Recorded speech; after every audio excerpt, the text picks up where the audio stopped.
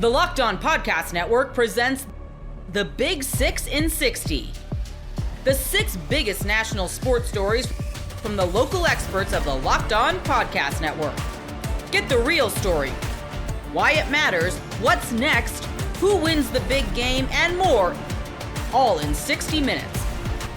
The Big 6 in 60 starts now with the biggest story in sports. An impressive OKC win gives them a commanding 2-0 series lead. You are Locked On Thunder, your daily Oklahoma City Thunder podcast. Part of the Locked On Podcast Network, your team every day. We're diving into the Oklahoma City Thunder pulling off an impressive win in game number 2 to command a 2-0 series lead over the Minnesota Timberwolves in the Western Conference Finals, cutting the wins that they need in half to make it back to the NBA Finals. They need to win 2 more games of the next 5. So let's see if OKC can pull that off. But when you look at this game, it was the Thunder just being an absolute wagon, an absolute juggernaut, and taking over the contest. It was really impressive, but it should be normalized by now. But just because it's what the Thunder typically do, it's like growing a 20-point lead on this stage is not normal. 24 points was the largest lead of the night for OKC in a game that saw 7 lead changes, 2 ties. The Thunder, kind of blew it open at the end of the third quarter and the start of the fourth quarter, clearly. But then Minnesota rallied in the middle of the fourth quarter to make things tight, and the Thunder gained control yet again.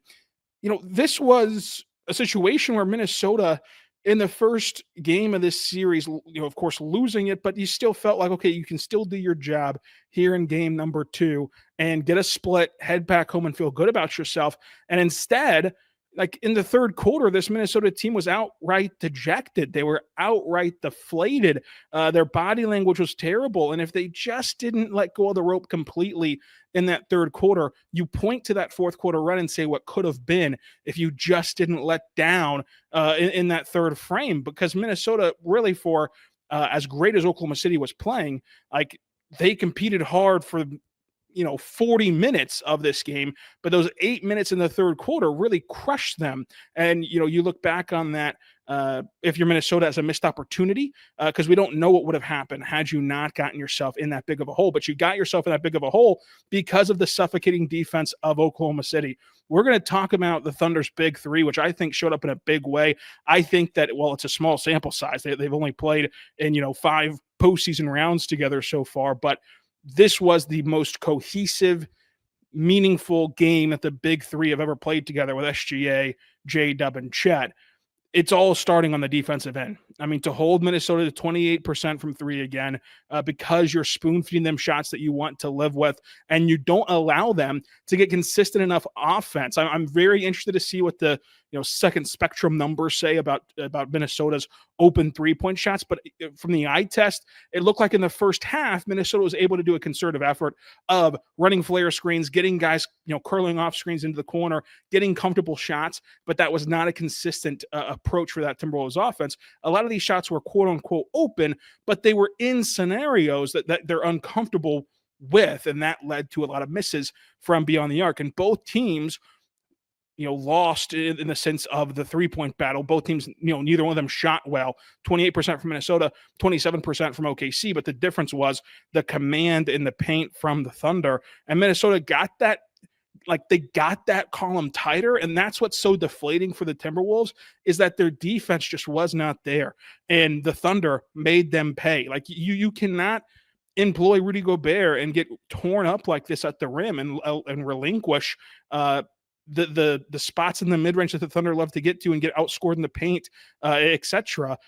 With both teams shooting bad from 3, you would hope that you'd have the better rim deterrent to shut that off as well, or at least slow it down to the extent that you did not. The Thunder shot 27% from 3 tonight, and they made 50% of their shot attempts. They made 50% of their attempts from the floor.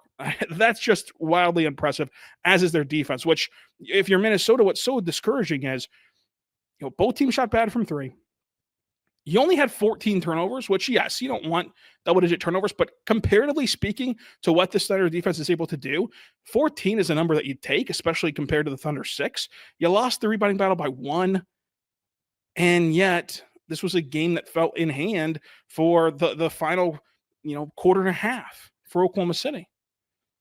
And so it's like, what's the recourse from here? Well, the recourse is simply throwing your hands up and saying, well, if you hit your open threes, you'll be able to find success. But, Anthony Edwards went 1 for 9. You would expect that to be better. Mike Conley was 1 for 4. And then you had the 0 for 5 from Naz Reid. And you hope that all those things would turn around and thus change the game.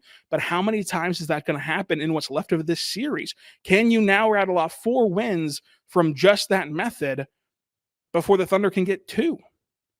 It's insanely unlikely right now, but a lot of this can be boiled down to the frustration that the Thunder place on teams because of their ability to have these avalanche-like runs with their defense, with again, dejecting you by the way that they can turn you over, force you into bad shots, bat around rebounds to where even if you're the bigger team and the stronger team and the more imposing team down low, the way that these little guards and forwards from the Thunder race in there and bat the ball out of your hands is dejecting from what should have been a better situation, should have been a second chance opportunity for your club. Instead, it's a fast break opportunity for Oklahoma City, and it's a transitional opportunity for Oklahoma City, which again, the Thunder dominate in the fast break, and the Thunder actually win second chance points, and they win points in the paint, and they shoot at a better percentage, and they turn the ball over less, and they out-rebound you more. They out-rebound you by more, and the Thunder get a 118 to 103 win.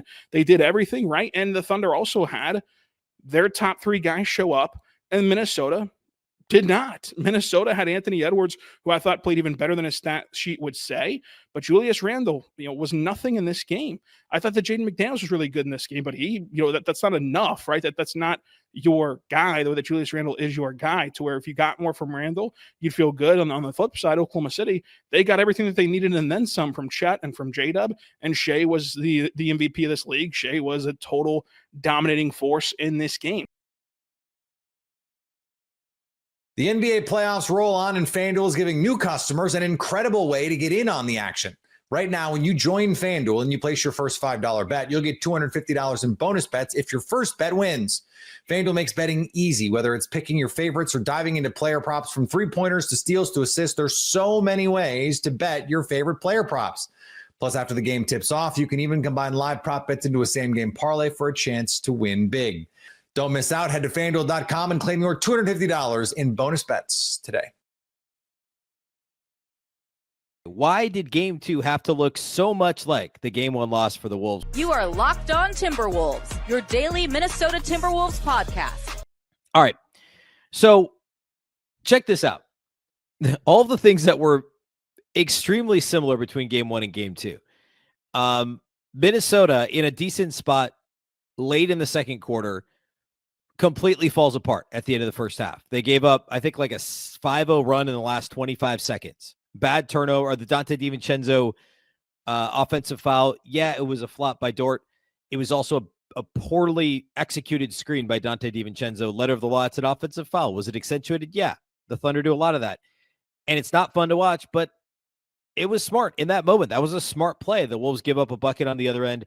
It's a 5-0 run for OKC, and the Wolves are down at halftime of this one by 8. They were up 4 at halftime of the game the other night, but they were up 9 in Game 1 in the final minute.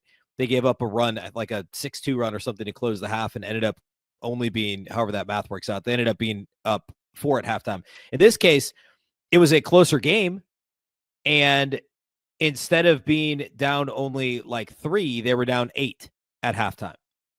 That was the end of the second quarter. Then in the third quarter, the Thunder turned it up to 11. Third quarter on Tuesday night in Game 1 was 32-18 OKC. In this game, it's 35-21. And while turnovers weren't a big issue in the first half for Minnesota in this game, they became a big issue in the second half. And as we see OKC do, they've done this to everybody throughout the year, especially at home, it completely snowballs. Just an absolute avalanche in the third quarter, and Minnesota feeds into that with turnovers, which, again, weren't a massive problem early in this game. They only had 4 or something at halftime. And they finished the game as a team. Minnesota had 14 turnovers, which, again, after 18 in Game 1, not a terrible number. But when OKC scores 22 points off those 14 turnovers, and that leads they end up with 16 fast break points overall in this game, you're just feeding into that by turning the ball over. And there were some bad ones mixed in there. Julius Randle was a major culprit. Nas Reed had a couple of really bad ones. Ant, not quite as bad. Well, actually, Ant didn't. And actually didn't have any turnovers in this game. Julius Randle had some bad ones, and Nas had some bad ones. Dante was really bad. I think he had 3 in the first half. He had like 3 of the Wolves, I think, had 5 turnovers in the first half, and he had 3 of them. So, like, the turnovers feed into it in the third quarter. OKC builds a double-digit lead, just like happened the other night. A little different in this one that the Wolves actually were able to show a bit of fight in the fourth quarter. They did end up playing small, and it was because Julius Randle had such a terrible night, and they also needed more offense when they were down by 24 early in the fourth quarter. And Minnesota got OKC into the penalty early in the fourth quarter, which is actually, that segues into what I wanted to talk about here in the first segment. And by the way, the Wolves did get it down to 10 points. It never got closer, but they showed fight, and that was good. And there's also some stuff that I think we could pull out and apply this forward to game 3 and beyond. One of them is the physicality they played with on both ends of the floor in the fourth quarter. I know they played pretty well in the first quarter of this game, and I thought the offensive execution was good overall. I thought the defense was pretty active overall late in the first quarter. They forced non-SGA players to take threes, like Cason Wallace attempted a couple of threes, and he's a good enough shooter, but you'd rather have a semi-contested Cason Wallace 3 than anything that SGA is doing. Kenrich Williams only played 2 minutes at the end of the first quarter. That was it, and they forced him into a 3-point attempt. Like, that defense showed back up again in the fourth quarter when they were already down 20 plus. And Minnesota was physical on the perimeter.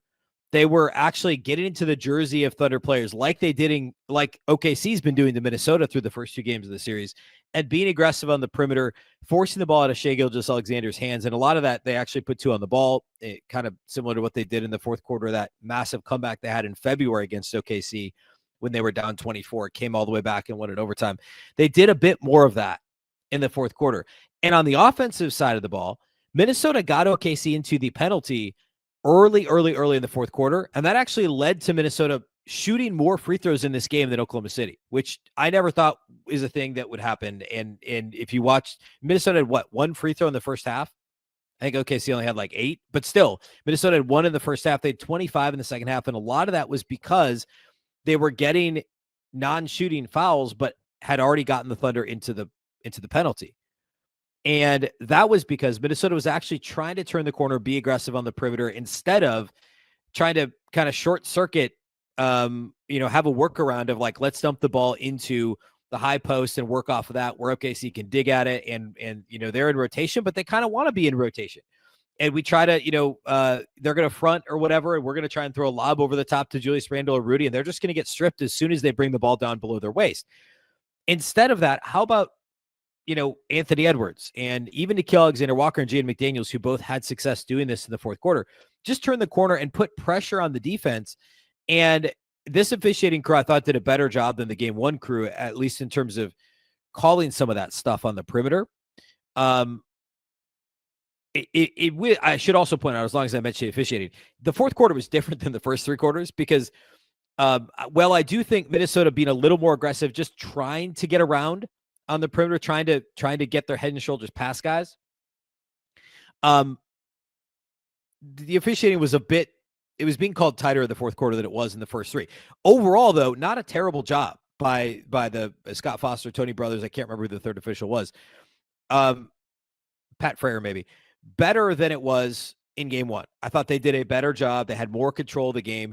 The SJ stuff is still insane. I'll talk a little bit about that later. But I thought for the most part, that aggressiveness the Wolves played with on both ends, on the perimeter specifically in the fourth quarter, was a breath of fresh air, first of all. And while it is a little bit dicey, I talked about this a bit on Thursday's show. I played the clip from Matt Moore on Locked On NBA. He talked about how the Wolves cannot beat the Thunder by playing small, by playing their game. I don't know that I fully buy into that, because you're clear it's not working playing big. The 2 games the Wolves beat OKC in the regular season, they didn't have Julius Randle or Rudy Gobert on the floor, and they beat them by playing small. The fourth quarter of this game, Minnesota outscored the Thunder by 7, albeit in a game that was a blowout for most of the fourth quarter, basically all the fourth quarter. But they started to make some headway there, because while they're trying to play the game that OKC is the best in the league at, Minnesota's still pretty good at playing small and playing frenetically and being physical and aggressive. They can be, but they've gone away from that identity a little bit too much this year. It's not exactly the same team that was giving Jamal Murray, issues last year in the second round of the playoffs, and being aggressive on the perimeter, to that level on both ends of the floor. And again, we saw that in the fourth quarter of this game, and that is something the Wolves should be able to hang their hat on and bring forward into the next game as almost a bit of encouragement that this kind of sort of worked. You are Locked On Nuggets, your daily Denver Nuggets podcast. You have to hire a new GM before you make a decision on coach. You cannot do this. So I've been here a while, and I've seen this. Kroenke hired Brian Shaw before he hired Michael Malone. I'm sorry. He hired Brian Shaw before he hired Tim Connelly. Not good. Not great. Now, Tim got along with Brian fine. It was fine. There wasn't like huge tension there. It wasn't a big disconnect. But if you look around the league, this always happens. Because if the guy is not your guy, then you're not on the same page with him. You don't value the same things because you would have hired the person that you value. Maybe they hire somebody who's in perfect lockstep with David Adelman. Maybe that person is Ben Tenzer. Maybe that person is Tommy Balchetis. Maybe that person is somebody else inside the organization. Lots of options here that this is okay. But I will tell you, you cannot go from a situation where literally the problem that you have ascribed as the biggest issue with your season, not the lack of a bench, not the absence of a backup center, not the 23rd ranked defense, not a season where everyone was miserable, not the injury inconsistency, none of that. But instead, the biggest problem was the disconnect between your front office and the head coach, and then literally hire a coach before you've chosen the front office. You can't do that. You just didn't. You just cannot do that.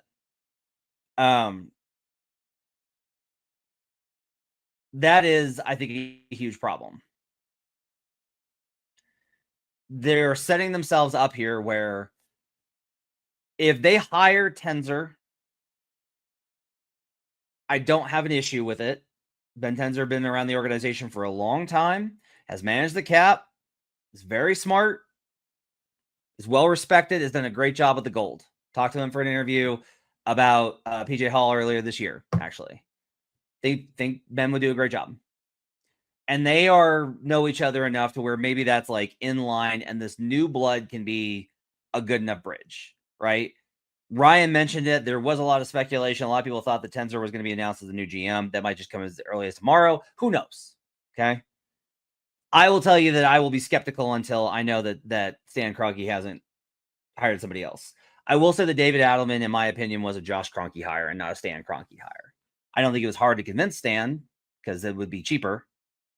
But I do think that this was a Josh Kroenke hire because this is the kind of move that Josh would make. A younger guy, internal development, worked his way up, shown a lot of things, locker room believes in him, basketball, like family. Makes a lot of sense. Like this is absolutely a Josh, and that's a good thing that this is a Josh hire and not a Stan Kroenke hire. That's a very good thing. But on the other hand, I would also just say if they had just been like, yeah, Tenzer's GM, Adelman's the coach, we believe in this, like we don't think that this was broken. We think these two guys got out of hand and the core of this organization is still good. Okay, we can disagree, we can agree, we can disagree. I don't think it was that bad, so I could definitely be convinced to be on board with that.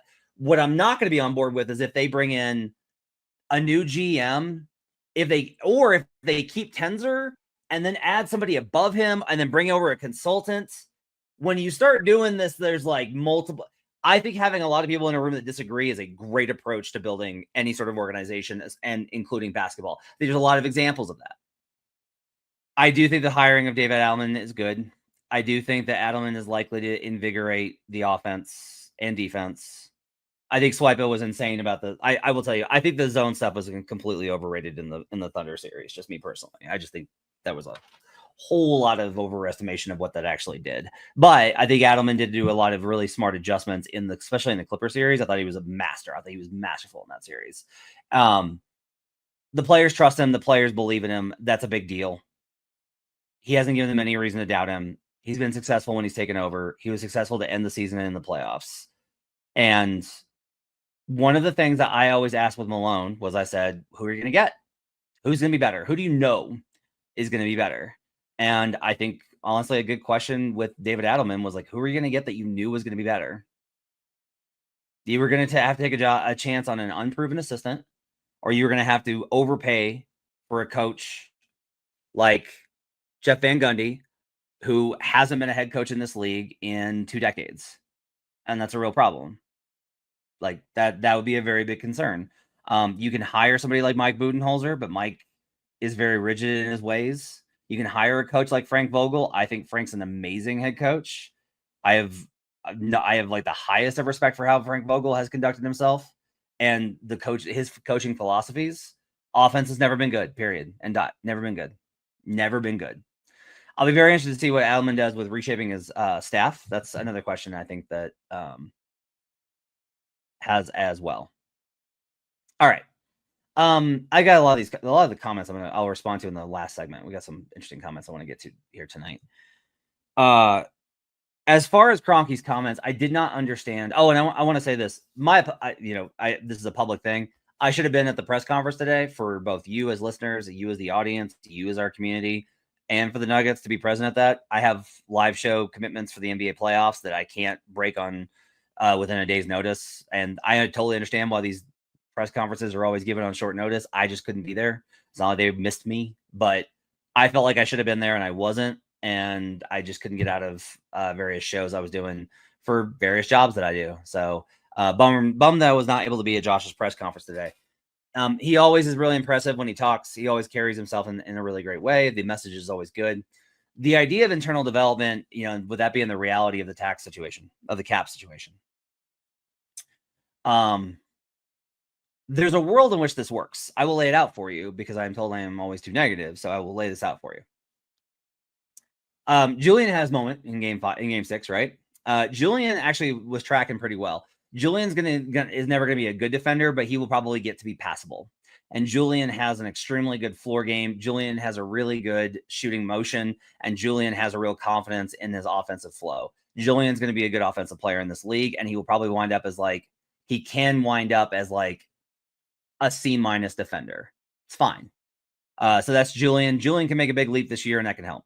Peyton Watson, if he goes into this offseason and he absolutely attacks it like a rabid dog and he comes out of it not complacent, but instead like, I am earning more minutes next season. I am going to play 25 minutes per game next season. If he takes that approach, Peyton Watson has the talent to get there. He could be a 3-level scorer. He's a defensive monster. All the offensive stuff to me is about repetition, opportunities, and skill development. Everything's on the table for Peyton. He can do that. He can get there. Jalen Pickett had some moments, can definitely wind up as like a pretty good point guard, like max out at like a starter for a couple of years for a team in the league, whether it's this one or not.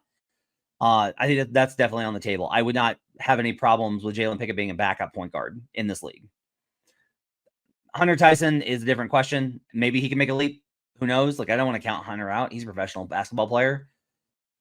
Trey Alexander didn't really get a chance this year. So I kind of wonder if maybe there's an opportunity there. I don't know if they're going to bring back any more of the two-way guys. I would like to see a lot more integration with the Gold next season from both a coaching perspective and organizational perspective. They need to be sending guys up and down and back and up and really getting them opportunities to contribute. They need to develop. If you're going to develop talent, you have a team in what's called the developmental league. It's actually called the G League because of Gatorade spending a lot of money, but it used to be called the D League for Development League. Go develop those players. But at the same time to say, oh, I heard what Nikola Jokic said. And then be like, yeah, we're going to just do internal. What if those guys don't make leaps, man? What if they're just not very good? What if Peyton Watson doesn't put it together? What if Peyton Watson can't put it together on a team with Nikola Jokic because that's not his style? What if this doesn't really get there? What if Jalen Pickett suffers an injury? What if Deron Holmes doesn't come back healthy from his injury? You got to give yourself some outs here. You got 15 roster spots, and if you want to bring back the core 5, because it is a core 5 now, okay. But those other 10, you got to have flexibility to where 4 of them work out. You got to have a 9-man rotation going into the playoffs, and then you can start slicing guys off by the time that you get to the conference finals. But you cannot go into the season just assuming the development. That was the mistake that Booth made. And that, to me, I think, is where this issue comes from. Joker's going to want to play with the best in the world. Joker's going to want to play with great players. Joker's going to want to play with a team that is good enough for him to compete with. He's going to want guys that can shoot, that can dribble, that understand the game, that can defend, that are not going to make mistakes, and that you can count on.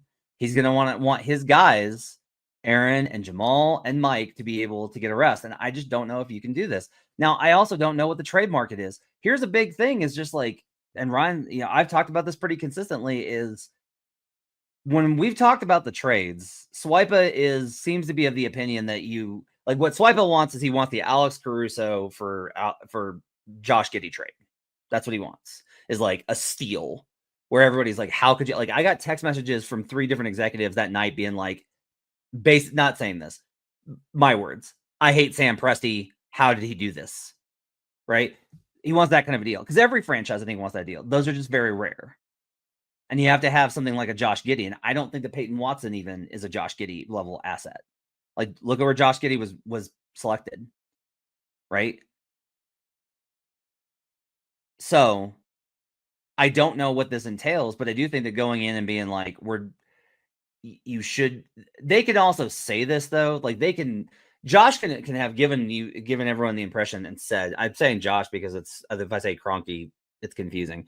Jay Kroenke can say, we're doing internal development, and then free agency opens up and a guy does want to come and a guy does want to show up. Bruce has already made it clear. That would be a great signing. If they can work out the money, that's a great signing. Tax player, MLE, I got no problem with that for Bruce Brown.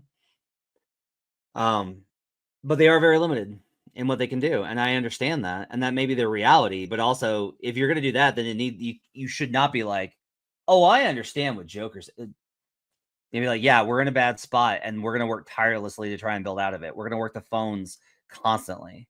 We're going to do everything that we can to try and fix this. Ever check your bank account and wonder, where did all my money go? Between dining out, online shopping, and entertainment, it's easy to lose track. That's where Monarch Money comes in, your personal CFO, giving you full visibility and control over your finances. Monarch Money isn't just a budgeting app, it's a complete financial command center. You can track all your accounts, investments, and spending in one place, so stop just managing your money and start building wealth. Instead of juggling multiple apps, you can use Monarch to check your finances, track spending, and even plan long-term goals. Managing money with your partner is smoother than ever. You can track shared and personal accounts, set goals, and stay on the same page without the stress. Take control of your finances with Monarch Money. Use code LOCKEDONNFL at monarchmoney.com for 50% off your first year. That's monarchmoney.com. Code LOCKEDONNFL for half off your first year. The Panthers jump on the Hurricanes early in Game 2. Your Locked On Panthers, your daily podcast on the Florida Panthers. The Florida Panthers defeat the Carolina Hurricanes by a final score of 5-0, a shutout win for the Panthers as they take a 2-0 series lead heading back to Sunrise. And they managed this with losing Sam Reinhart at the end of the first period. And the second line truly set the tone in the first period, creating 3 goals. And then the Panthers just managed things from there.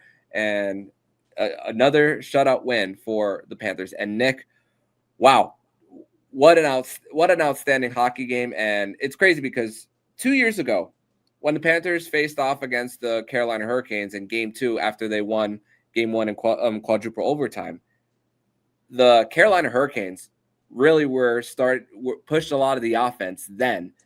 I was kind of expecting that in game number 2 for the Canes, but 5-3 at the end of the first period. The second line was truly the line of the game, and man, did they frustrate that top line of the Carolina Hurricanes, especially Andrei Svechnikov. Well, it comes no surprise, the second line's going to live up to its, it's how should I say, their aura. We haven't really seen Matthew Tkachuk too much in these playoffs. You know, he had went goalless for 10 games. Finally, Potts won tonight, a big goal if you ask me.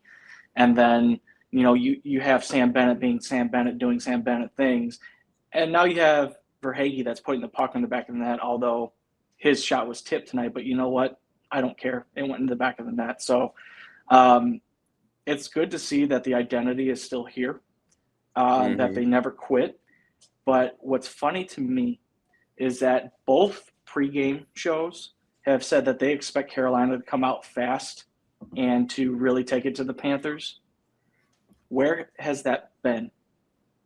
Like, they look a step or two slower, and they look like they don't want to win any battles whatsoever. The difference between the Panthers and the Hurricanes is whenever the Panthers are going for a hit, the puck is still on the Canes' stick.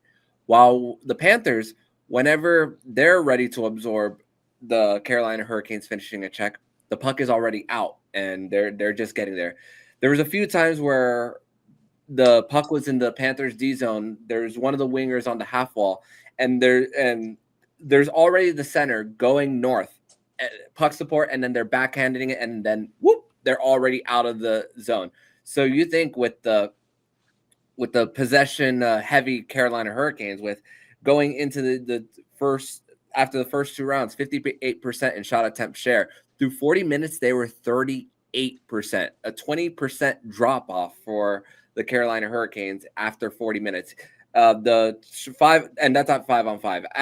After the second period, it was 21-5, so it equaled it out a little more. But that doesn't tell the whole story for this hockey game. And to think how hard Sam Bennett was on the puck, stripping Andrei Svechnikov twice in the 2 goals, and then that frustration penalty that Svechnikov took with taking a punch at Matthew Tkachuk, and then the Florida Panthers capitalize there with Sam Bennett scoring.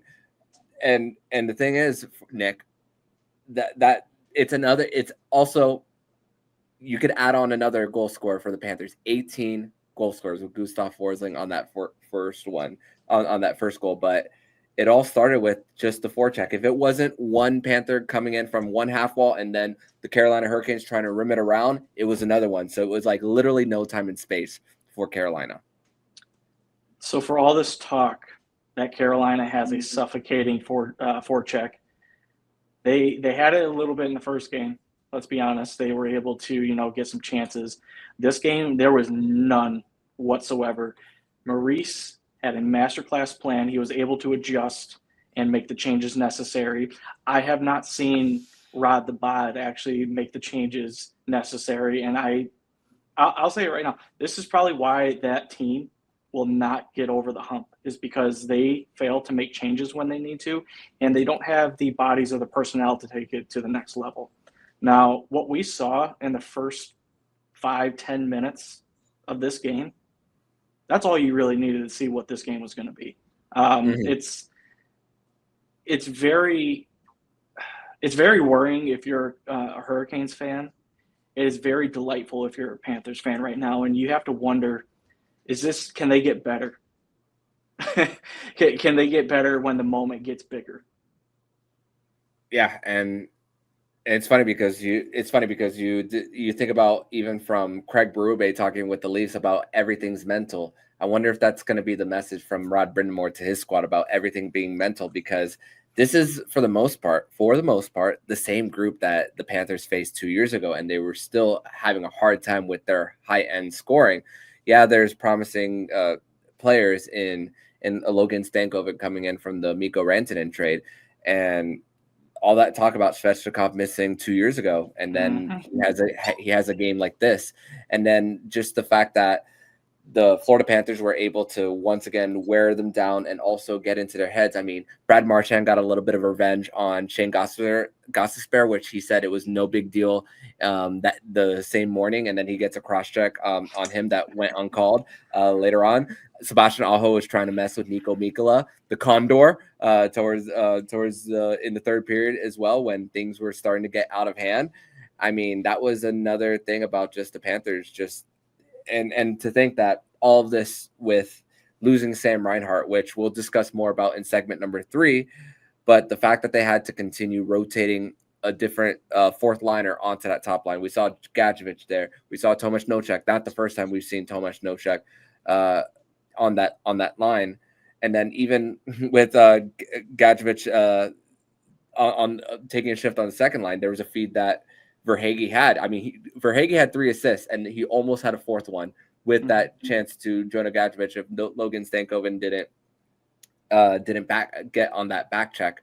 And then, my goodness, you thought that Carolina was going to go on one breakaway, and then Gustav Forsling with a diving sweep on Seth Jarvis, which there was a little bit of the line changes for the Hurricanes, which they had Svechnikov with Roslovic and Hall, and then a little bit of the change on the top line as well with Aho, Jarvis, and Martinuk on that line. So chasing Freddie Anderson, which I don't believe that this is, you can't put this game on Anderson, but you had to do the right thing and just getting him out and sending a message to how much the Panthers were just living in the blue paint with the deflection by Sam Bennett. Carter Verhaeghe trying to push the puck in and then ending up in the stick of Matthew Tkachuk, and then even on that wraparound later on, my goodness, living in the blue paint, which to think that even in games 1 and 2, the Panthers had a hard time getting there, and look what's happening. The riding the wave of the momentum. It's now 4 straight road games. Actually 5, going back to 4 for the Panthers. 5 straight road games of 5+ goals.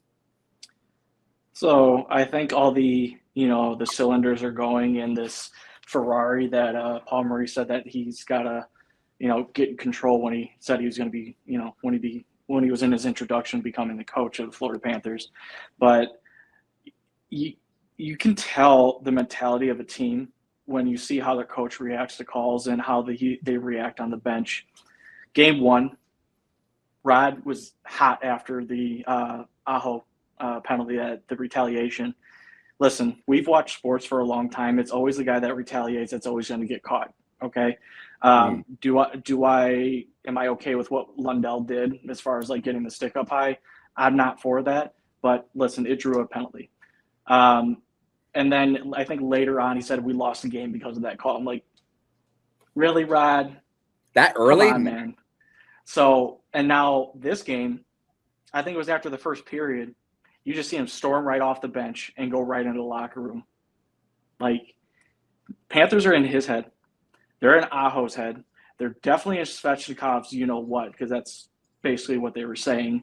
And who else? Gostisbehere. Anybody who is important to that team right now, they are unraveled. They don't know how to play right now, and they don't know really like when to attack because they have Matthew Tkachuk there. They have Sam Bennett.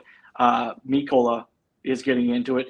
Dmitry Kulikov will throw a hit, and you don't know who's coming. That's the perfect thing about this team. Everybody is in sync. They're going to hit you, and they don't care. They're going to finish, and they're going to take care of business. Yeah, and same thing with hitting. If it's one person not delivering one, it's another, and if it's one goal scorer that's not getting on, it's another. So that's the luxury of this team and how they just continue to get at you. And I'm sure that a lot of Hurricanes players and fans are just throwing their hands up. It's like, what can you do now at this point? And just resulting in just 2 games that the Panthers have just left no doubt, at least, but still 2 more for the Panthers to get to in order to advance to the Stanley Cup final. But man, is it looking good early. The NBA playoffs roll on, and FanDuel is giving new customers an incredible way to get in on the action. Right now, when you join FanDuel and you place your first $5 bet, you'll get $250 in bonus bets if your first bet wins. FanDuel makes betting easy, whether it's picking your favorites or diving into player props from 3-pointers to steals to assists. There's so many ways to bet your favorite player props. Plus, after the game tips off, you can even combine live prop bets into a same-game parlay for a chance to win big. Don't miss out. Head to FanDuel.com and claim your $250 in bonus bets today. You are Locked On Irish, your daily podcast on the Notre Dame Fighting Irish. The college football playoff dropped a bombshell. The CFP's management committee, which includes the 10 FBS commissioners and Notre Dame athletic director Pete Bavacqua, voted unanimously to move to a straight seeding playoff model this fall, awarding the top 4 seeds and first-round byes to the selection committee's top 4 teams in the CFP rankings, regardless of conference affiliation. That means Notre Dame will now be eligible for a first-round bye under the 12-team format, even without a conference title. So today, I'm going to break down what this means for the Irish, why it solidifies their independence, and what it says about Notre Dame's place in modern college football. Then we're going to wrap things up with a major basketball hire as Irish legend Pat Garrity returns to South Bend in a brand new GM role, overseeing both the men's and the women's basketball programs. But first, let's start with the biggest news of the week and arguably the biggest win of the offseason for Notre Dame. The college football playoff fixed an obvious flaw with their seeding format, and it is a huge win for Notre Dame and college football as a whole. ESPN's Heather Dinich and Yahoo's Ross Dellinger reported that the CFP is going to move to a straight seeding format starting this year. So the next postseason, this is going to go into effect. There is not going to be automatic byes for the top 4 conference champions like there was in the first year of the 12-team format. Now, the top 4 ranked teams, regardless of conference affiliation, will earn a bye. Conference champions still get an automatic bid in the playoffs, so I guess there is something to play for in those conference championship games, but their seed is going to be determined by the CFP rankings. And I think when this format, the expanded 12-team format, when it was initially announced, pretty much everyone with the brain realized that the automatic byes would backfire because of the lack of competitive balance between the major conferences. Last year, Boise State was ranked 9th in the last CFP rankings before the college football playoff, and Arizona State was ranked 11th.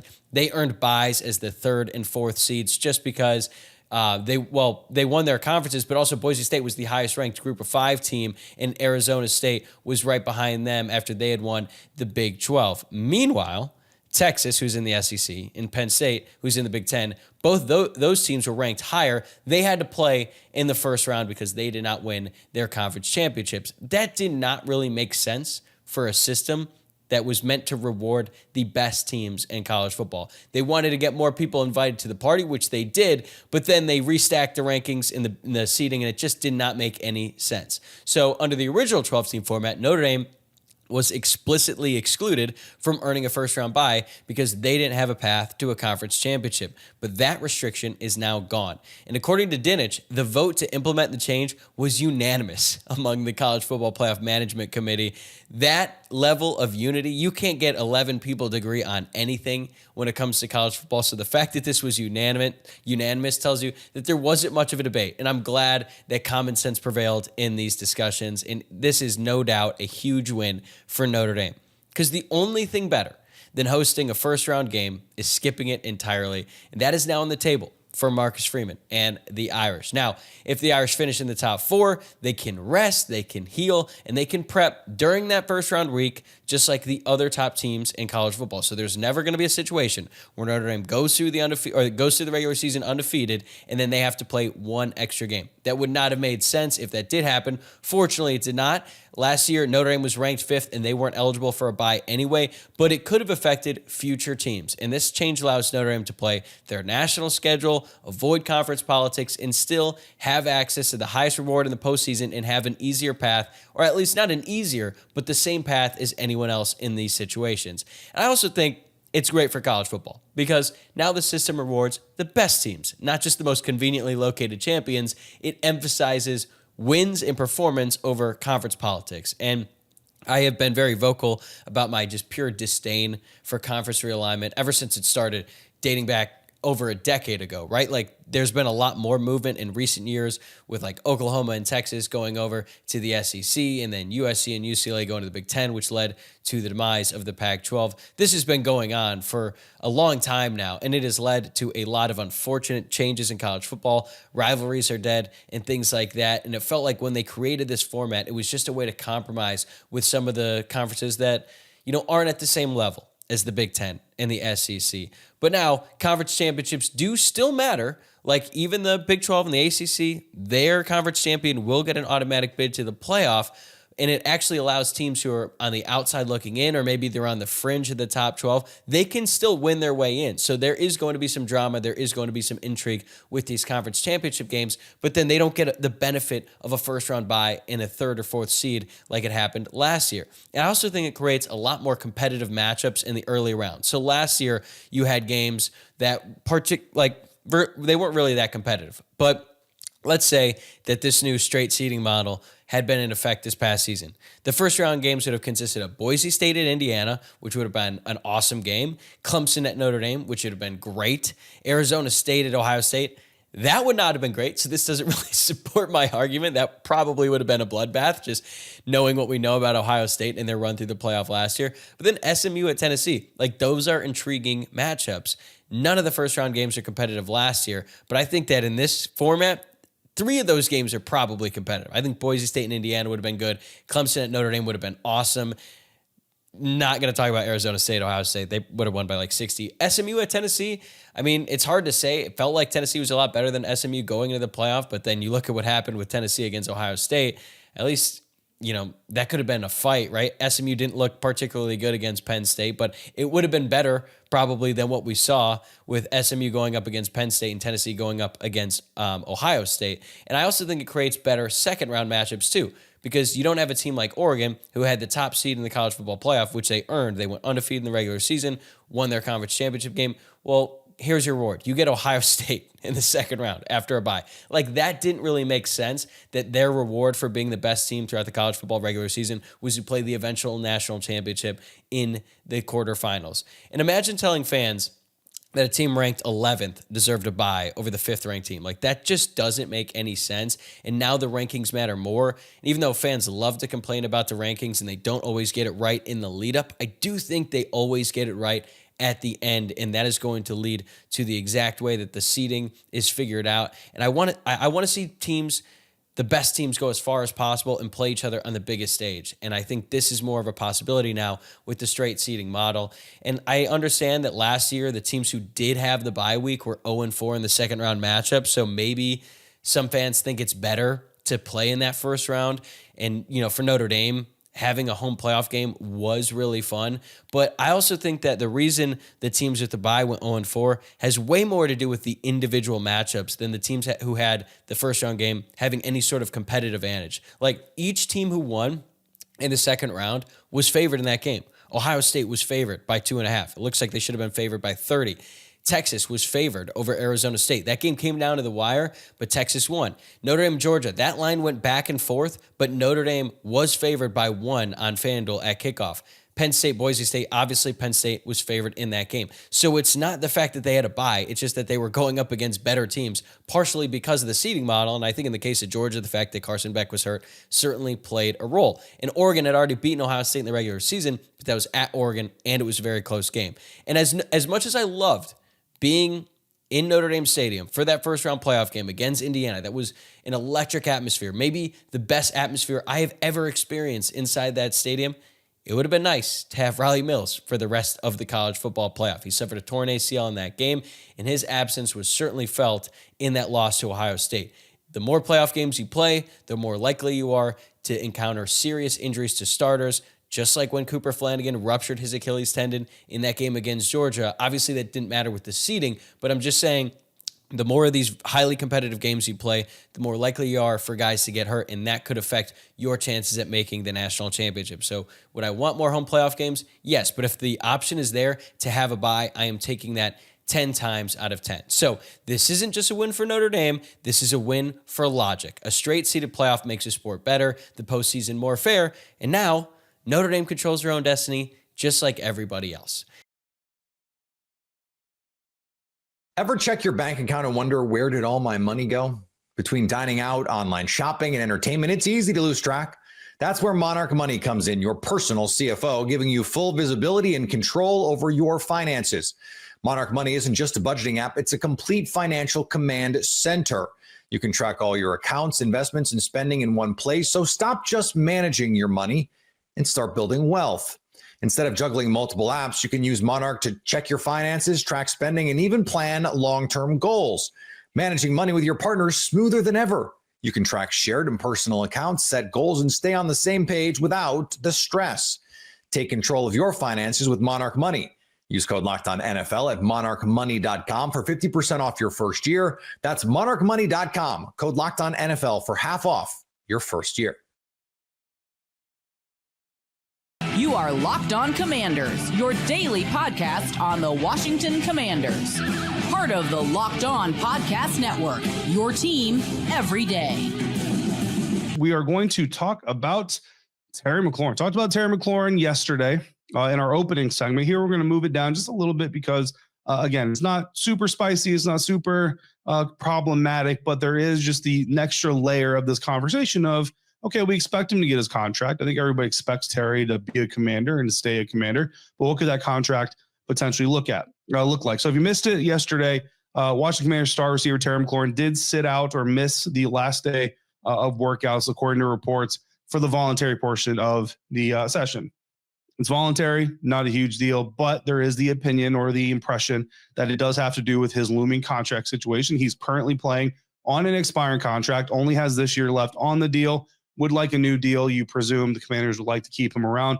We presume as well. McLaurin and his agent employed a similar tactic in 2022. They end up getting a 3-year extension from the Commanders on top of it. So what could Terry McLaurin's next 3-year extension look like? Well, according to Spot Track, his market value is $31.1 million annual average value of his contract. Compare that to his contract now. His current annual average value of his current contract, $22.8 million. Currently, he is 16th in the NFL. In annual average value, a $31.1 million AAV would make him the 6th highest paid wide receiver in the NFL. Since signing his extension in 2022, Terry McLaurin ranks 15th in receptions, 9th in receiving yards, 9th in touchdown catches, 17th in catch percentage, 18th in success rates, and 14th in targets. So pretty high up there for the most part, every important receiver metric. When you look at the receivers that he compares to and the most recent receiver contracts doled out, the contract that most compares to Terry McLaurin's performances, it's like a performance peer, would be DK Metcalf. His deal pays him $33 million a year annual average value. So if you're going to be Terry McLaurin's agent, I think you're kind of like, you got to kind of take a little bit of like a real estate agents approach this thing. You got to look at the comps. You got to find the comps in the neighborhood. Who's in the neighborhood of Terry McLaurin as an NFL wide receiver? DK Metcalf is in that neighborhood. DK Metcalf went for $33 million annual average value. So I think if you're Terry McLaurin's agent, you're kind of looking for a similar deal. McLaurin is better in every significant category compared to DK Metcalf since that 2022 extension, except for one, yards per reception. That's it. Terry McLaurin better than DK Metcalf in games played, receptions, yards, touchdowns. He's made one more Pro Bowl than DK has, one more All-Pro team than DK has, all since the 2022 extension. So if I'm Terry McLaurin's agent, I'm telling you, that house down the block sold for $33 million a year annual average value. The house I'm selling you is better. I want similar or like money. In 2024, Terry's first year with Jaden Daniels, he ranked 15th in the NFL in receptions, 12th in yards, 2nd in TDs, 7th in catch percentage, 7th in success rate. So again, a lot of those rankings from 2022 got better in 1 year with Jaden. Imagine what you're going to do in 2 years with Jaden, 3 years with Jaden, 4 years with Jaden, on down the line. So again, if you're Terry McLaurin's agent, I feel like $31.1 million annual average value is the floor, right? 33.1 is the target. And I think you'll take 32.1 million annual average value, which of course just makes it, just so happens, $0.1 million per year annual average value, more than AJ Brown of the Philadelphia Eagles. That's top 5 receiver money. If it's a 3-year extension, then you're looking somewhere around the ballparks of $96.3 million in new money, and about $44 million of it guaranteed at signing. It's hard to project the guarantees and numbers because every contract is a little bit different, but that's kind of just a ballpark range for what that new contract could look like for Terry McLaurin. Because again, I don't expect a holdout. I don't expect this to become super dramatic. I do expect Terry to get a new deal sooner rather than later. That's potentially what it could look like just looking at the comps and looking at the production. Dipping back into the mailbag here. for this segment. Listener question from Hamadou, who came through and said, I have a question about free agent signings. Looks like being a free agent signing doesn't guarantee a spot on the 53-man roster. What happens with that contract the player signed? How much of the money do they get? And does their cap hit get freed up? It's a really good question because, just because you signed on as a free agent does not necessarily mean you're guaranteed a 53-man roster spot. Now, some contracts, the way that they're distributed, the way that they're paid, the way they're constructed, they basically guarantee you without guaranteeing you a spot on the 53-man roster, right? But there's some kind of somewhat clear, right? So try to simplify contract talk a little bit. You got signing bonuses, which are fully guaranteed. You got your bonus, your base salary, which is not always guaranteed. Portions of they're guaranteed sometimes, fully guaranteed some years, no guarantee some years. Really just kind of varies from player to player. And then the overall guarantees, you got roster bonuses, all this kind of stuff. The biggest questions we tend to get about these contracts is what is dead cap? How does it affect the team? So, while not all of the free agents are going to make the 53, you're right. Competition is a part of it. Lack of fit sometimes happens. Injuries sometimes happen. You hear about players having injury settlements. They get released with an injury settlement, that kind of thing. There's a lot of things that go into why a free agent signing may not make the 53-man roster. And then you are usually left with some sort of dead cap. So let's break down a specific contract. Let's just go Javon Kinlaw. A lot of people had a lot of things to say about Javon Kinlaw's contract this offseason. So let's just use Javon. His deal pretty much guarantees him spot on 53, right? Unless he just comes in and really acts crazy or just can't play football anymore. Probably going to make the 53, right? 3 years, $45 million total value possible, $30 million guaranteed.